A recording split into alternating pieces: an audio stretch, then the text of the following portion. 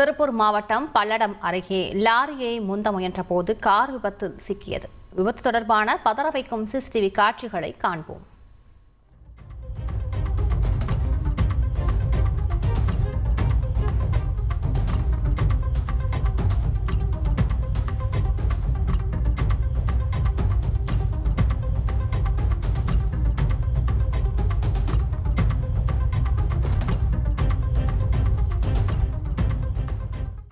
கூடுதல் விவரங்களை செய்தியாளர் பிரதீஸ்வரன் கூற கேட்போம். பிரதீஸ்வரன், என்ன நடந்தது?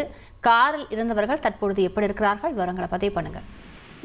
வணக்கம். உடுமலை பகுதியை சேர்ந்த நாச்சிமுத்து என்பவர் தனது பேரன் மற்றும் மகளுடன் கோவையில் உள்ள தனியார் மருத்துவமனைக்கு சென்றுவிட்டு கோவையிலிருந்து உடுமலை நோக்கி காரில் வந்து கொண்டிருந்த போது பல்லடம் அருகே செம்மிப்பாளையம் என்ற இடத்தில் கார் வலதுபுறமாக உள்ள ஓடுபாதையில் லாரி ஒன்று சென்று கொண்டிருக்கிறது.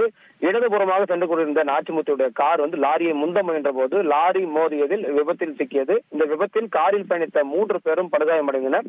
அவர்களை மீட்ட பொதுமக்கள் ஆம்புலன்ஸ் மூலமாக சிகிச்சைக்காக பல்லடம் அரசு மருத்துவமனைக்கு அனுப்பி வைத்துள்ளனர்.